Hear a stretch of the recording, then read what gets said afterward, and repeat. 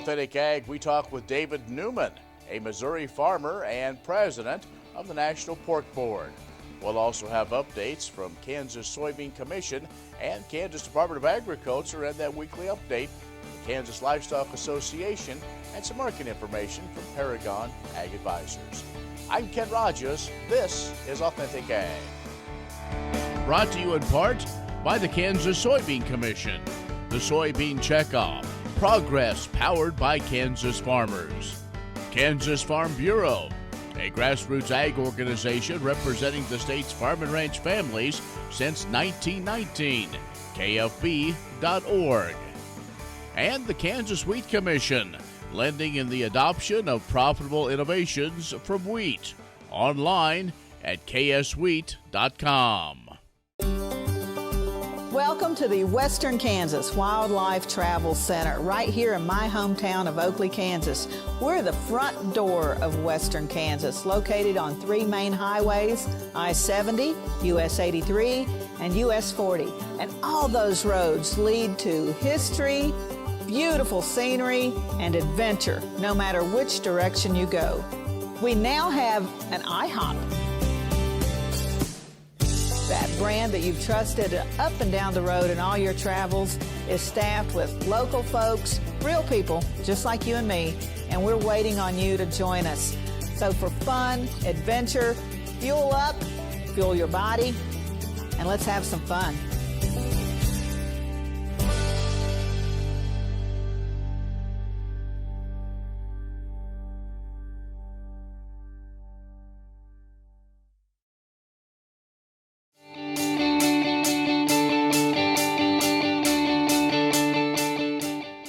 In agricultural news from agview.net, corn and soybean crop insurance guarantees have dropped just in time for the spring planting season that's right around the corner.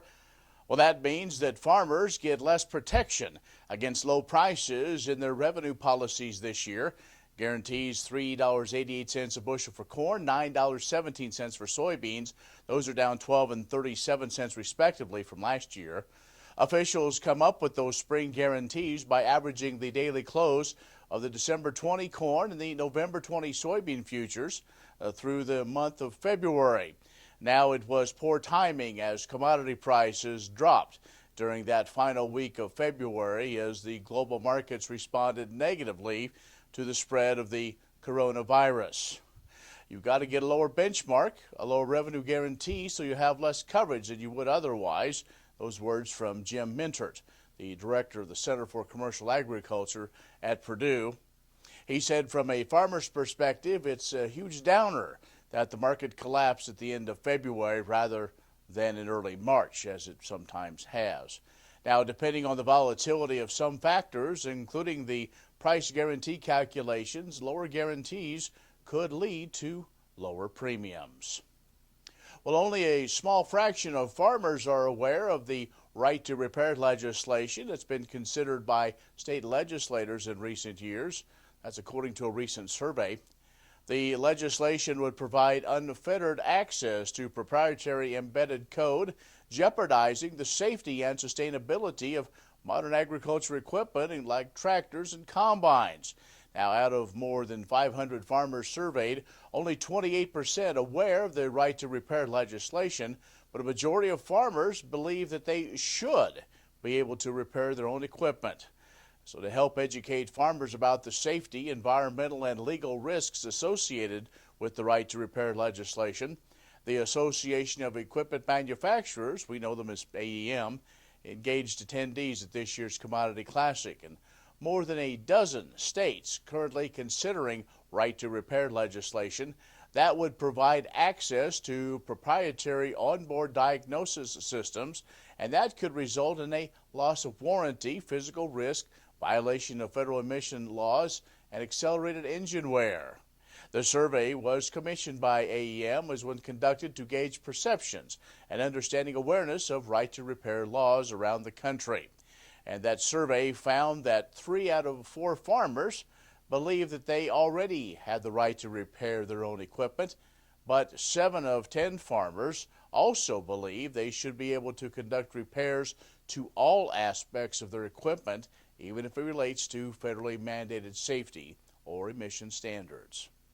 And U.S. Trade Representative Robert Lighthizer says the Trump administration's trade agenda resulting in a blue-collar boom.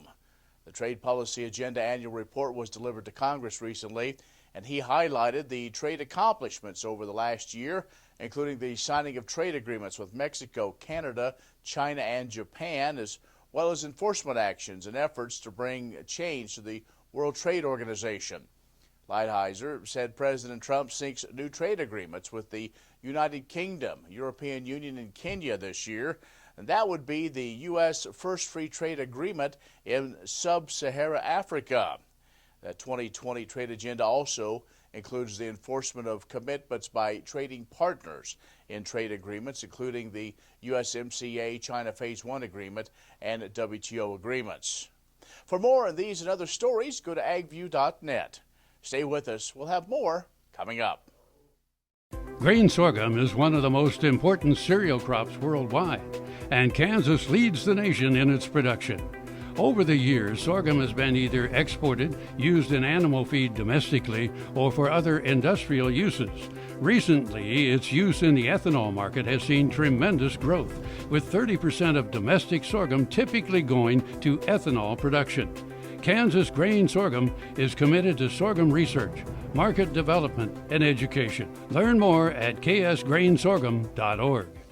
Ag Promo Source is a unique group of marketing specialists with one mission: help your ag business grow. Each affiliate has their own area of expertise, and they work together to bring you advice, products, and services. To get started, visit agpromosource.com. Ag Promo Source. Together we grow.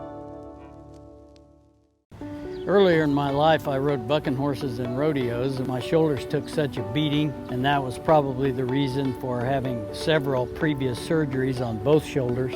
About a year ago, I decided that I didn't want to have another surgery, and so I contacted Kansas Regenerative Medicine, took their treatment process. It was relatively pain-free. Now, after 8 months, my shoulders have healed to the point where I think I'm probably 90 to 95% of normal. It takes a couple of months to start to see results and feel real progress. That continued to increase gradually until now at approximately 8 months, and I'm extremely pleased. I've got full range of motion. I can lift weights, I can throw, I can do a lot of things that I couldn't do without a lot of pain previously. So I'm tickled to death with the results, and I'd recommend this process to anyone.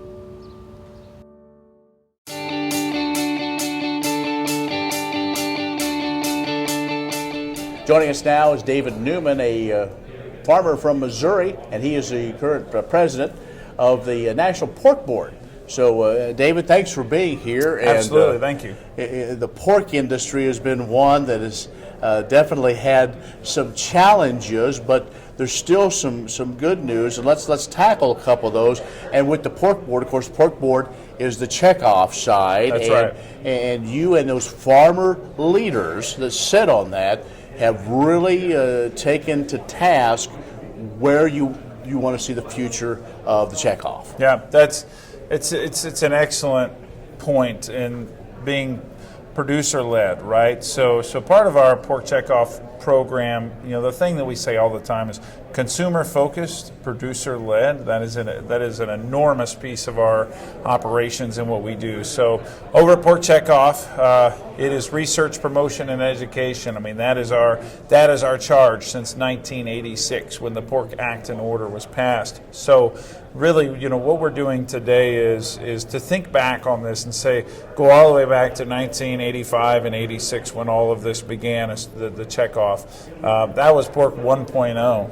And now we're at 4.0, starting here late 2019, early 2020.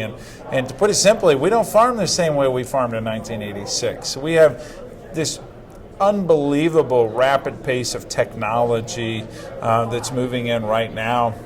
That's really shaped our business, right? Not just our business, but the whole world for the last 20 years. So as we move forward and we look at this, our producers need to have a checkoff that does reflect on itself, that says, here's where we've been, here's where we're going. We want to be working with our producers that getting ahead of the curve for our future producers, not just domestically but internationally. So here comes Pork Checkoff 4.0. It is consumer-focused, producer-led, and it really boils down to 2 buckets. Bucket number 1 is building trust. That is the things like our We Care message, this pin right here on my coat. How are we being good stewards of the land, the environment, animal welfare, and engaging our community? The other piece is adding value. So domestic marketing and international marketing, marketing to the new generation, Generation Z, millennials, multicultural, and how we're going to shape that so that we can keep protein on the plate as a protein of choice. Talk about that, working with other proteins. One of the issues that keeps getting brought up is those that aren't meat-based proteins, trying to get a part of that market share. Sure. So right now, if you are in the meat industry at all, you have heard a tremendous amount about alternative proteins. So whether they are cell-based or plant-based proteins, and certainly that's something that we're very aware of. National Pork Board has conducted a lot of research in that area as well. This is what I would say is as a nutrient source for humans. Meat holds a very tremendous position there. So we talk about the essential vitamins, nutrients, the role that not only protein but fat plays, vitamins and minerals, those type of things. The other piece is we do know that our next generation of consumers are concerned about ingredients, number of ingredients, those type of things. And we say this quite often, but our ingredient only has one piece, and that is pork. So we don't have to worry about those things between sodium and other things we're concerned about. We're a one ingredient product. David Newman is the president of the National Pork Board. Let's take a break. We're back with more in just a moment. Kansas Corn reminds you that E15 fuel is the right choice for every kind of driver. For the car enthusiast, E15 has higher octane. For the thrifty driver, E15 is priced lower than regular unleaded. For the nature lover, E15 provides cleaner air. For the shopper who buys local, E15 has more ethanol from our Kansas corn farms. Choose E15 for a higher octane, lower price, cleaner American fuel. Message from the Kansas Corn Commission. Learn more at kscorn.com. Sure Crop Fertilizers was started by my father, Don Sherman, and my mother, Shirley Sherman. Family business that started in the 80s. We predominantly focus on plant nutrients and what we can do to give growers better responses with the fertilizer dollars that they do, and what we can do to make those things work better for the grower. We're based out of Seneca, Kansas. We work with growers in their soil analysis to figure out what they need, and then we can put those in a blend that gives them the best results, and so that we can deliver that direct to their farm so that they have those nutrients where they need them, when they need them, and so that they can apply them in a manner that's very efficient to them and works well in their planting systems and what they're doing. Sure Crop Fertilizers has been around for a long time. We always say we're big enough to take care of everything you need, but yet we're small enough to do it quickly. You can get a hold of us at 1-800-635-4743. Our website is surecropfertilizers.com, and you can always email me at Corey@surecropfertilizers.com, and with any questions you have, we'll be glad to answer it and work with you.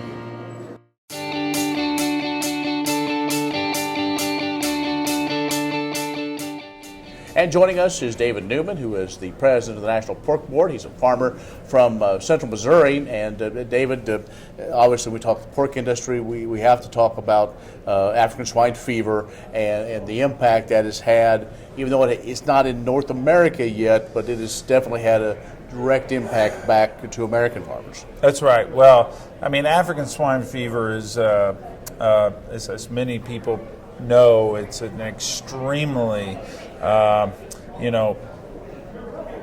from a disease standpoint, it's extremely bad. It's had a major impact around the world, not just China. We've talked a lot about China when it comes to ASF.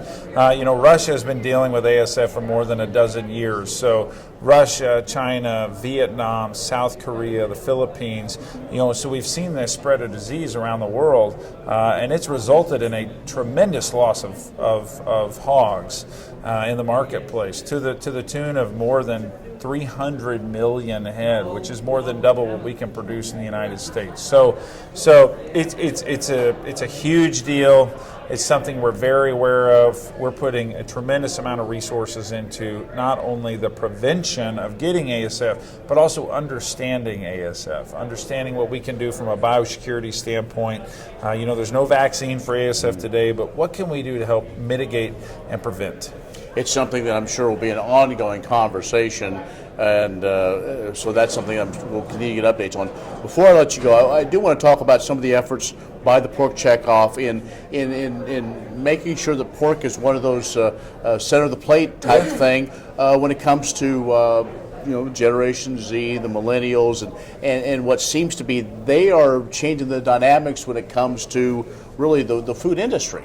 Absolutely. Well, let's use the original example about pork 1.0 in 1986. 1986, we were still predominantly marketing pork to baby boomers.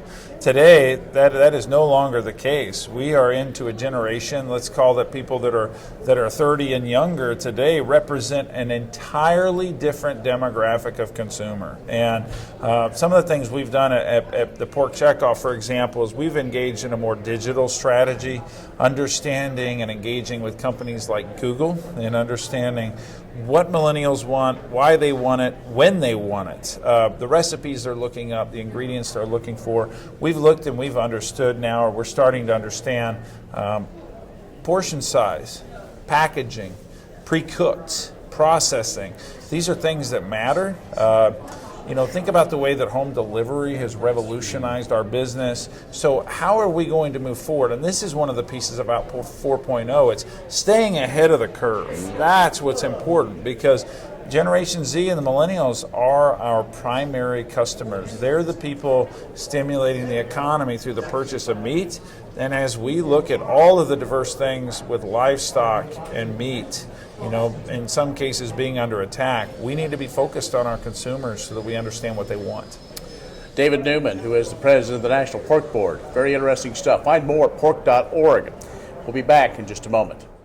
Trust and leadership are critical to success at Kansas Regenerative Medicine Center in Manhattan. Just ask Coach Bill Snyder. People of the Regenerative Center do care about others. I've been highly impressed with those people that have that vested interest and try to help people become better. The center really is a wonderful thing here in Manhattan, first of its kind, and we're on the cutting edge of what lies ahead. Find out more about the trusted leader in stem cell therapy at kansasrmc.com. Kansas Regenerative Medicine Center. Your stem cells, your health, your life.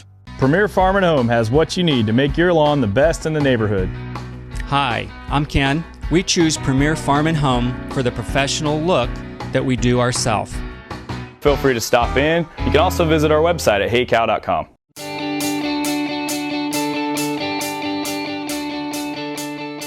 The 2020 Kansas legislative session has been extremely busy and productive for the Kansas Soybean Association. The association has presented written proponent testimony, either individually or jointly with other organizations, and oral proponent testimony numerous times. KSA presented written testimony on Senate Bill 295 before the Senate Assessment and Taxation Committee. The measure prohibits property tax valuation increases solely as a result of normal repair, replacement, or maintenance of existing structures. It was passed by the Senate and is on its way to the House. KSA supports Senate Bill 267. The proposal reduces the violation of the statute requiring secured vehicle loads of forage from a misdemeanor to a traffic infraction. It is on general orders in the Kansas Senate. The association also offered written testimony in the House Agricultural Committee on House Bill 2437 early in the session, which is being led by the Kansas Livestock Association. This bill prohibits the use of identifiable meat terms on labels of meat analogs without either an accompanying disclaimer that the product does not contain meat or inclusion of the word imitation before the name of the meat food product being imitated. This bill is viewed by most parties as a positive first step in truth and food labeling discussions. Last session, the association worked to pass House Bill 2326. In this session, House Bill 2411 makes needed tweaks to it, ensuring the economic impact of agency rules and regulations are reviewed by the Director of the Division of Budget. The session is not over yet, and there's sure to be more to come, and the Kansas Soybean Association will continue to stay in tune to what's happening at the State House. What if U.S. soybean meal were more than a commodity? If seed companies and the soybean checkoff built a better variety? That future is here. The time is now. To meet end-user demands, the soybean checkoff is investing in the compositional quality of soybeans, including meal. A message from the Kansas Soybean Commission, the Soybean Checkoff. Progress powered by Kansas farmers. Many seed companies claim to offer the latest genetics, but how many have tested those genetics in soils just like yours? The Oldie Seed Know to Grow research program has fully tested the latest seed genetics in soils that are right in your neighborhood. The Oldie Seed Know to Grow program can recommend the best performing hybrids from technologies like Enlist, Extend, and Liberty Link that will optimize the yield and profit of every acre on your farm. Contact Oldie Seed today.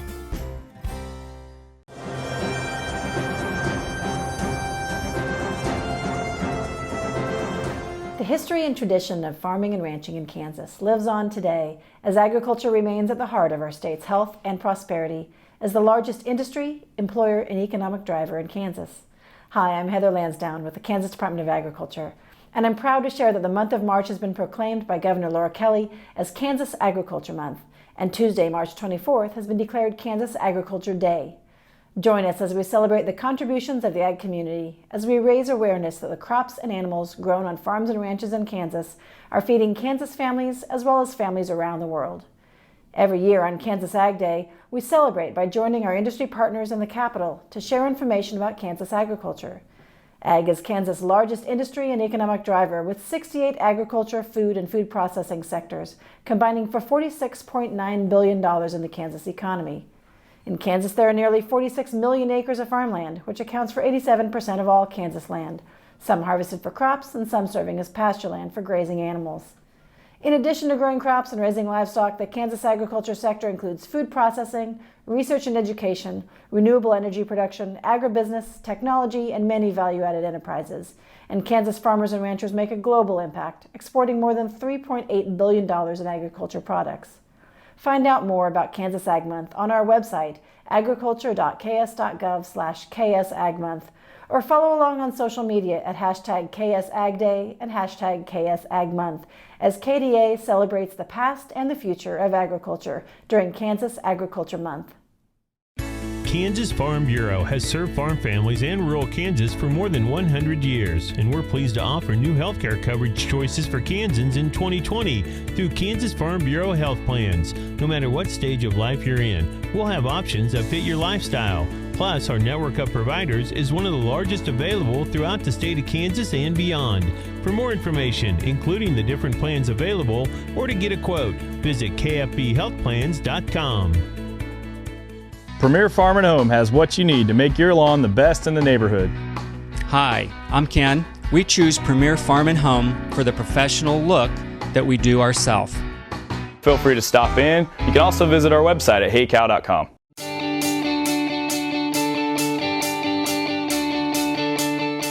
The Kansas Livestock Foundation now is accepting scholarship applications. Applicants must be graduates of a Kansas high school and, except for veterinary students, undergraduate students at a Kansas community or senior college.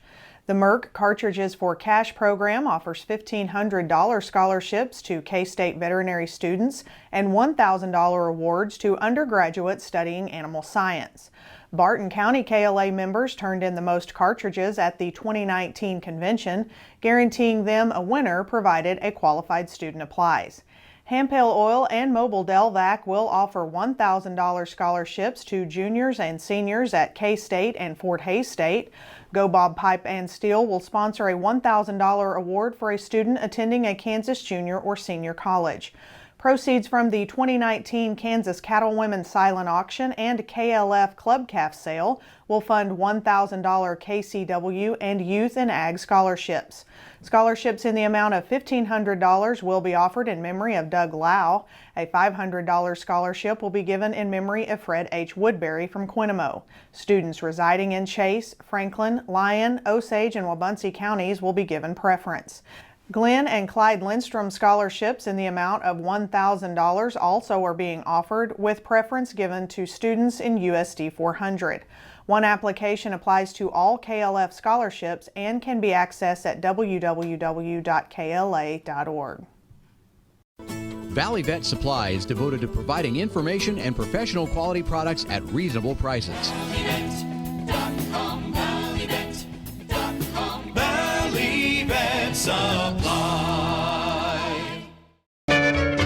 Ag Promo Source is a unique group of marketing specialists with one mission: help your ag business grow. Each affiliate has their own area of expertise, and they work together to bring you advice, products, and services. To get started, visit agpromosource.com. Ag Promo Source. Together we grow.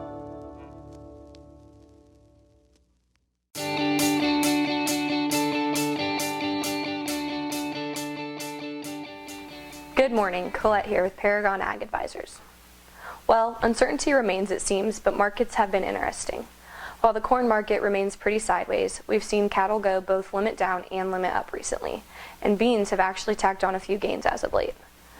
Nearby, basis remains strong in both corn and beans, but it truly looks like we're going to need a weather story or a significant increase in demand to see grain markets move higher, especially with coronavirus concerns flooding the markets. Between the trade deal, ASF, and coronavirus, Chinese headlines have truly been a big player in markets this year. Other factors in the markets include the dollar and the Fed rate cut. In the last couple of weeks, the U.S. dollar has come down, and early this week, the Fed lowered interest rates 0.5 percentage point. This 50-point basis reduction is the first unscheduled cut in over a decade. There's no way to know how the coronavirus will impact the economy or markets long term, but one thing's for sure: planting season is near. As you get busier, don't let your marketing and risk management slip. Whether you need to get rid of your old crop or haven't started marketing your new crop, give us a call at 888-452-8751 to get a plan in place. Or give me a call at 785-338-9603, and I'll sign you up for our daily market updates. I'm Colette with Paragon, and I'd love to help. Thank you for joining us for Authentic Ag. If you have questions or comments, even suggestions, email me, Ken Rahjes at gmail.com. We look forward to being with you next time on Authentic Ag.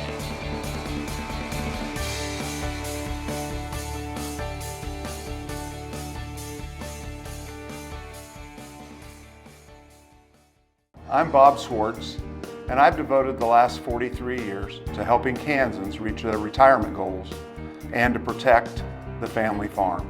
At Bob Swartz Financial, we believe everyone should be able to live the retirement they've always dreamed of. Our team of professionals can help you create an efficient strategy using a variety of investment vehicles to help you address your financial needs and your concerns. Bob Swartz Financial values commitment and transparency. Grain sorghum is one of the most important cereal crops worldwide, and Kansas leads the nation in its production. Over the years, sorghum has been either exported, used in animal feed domestically, or for other industrial uses. Recently, its use in the ethanol market has seen tremendous growth, with 30% of domestic sorghum typically going to ethanol production. Kansas Grain Sorghum is committed to sorghum research, market development, and education. Learn more at ksgrainsorghum.org.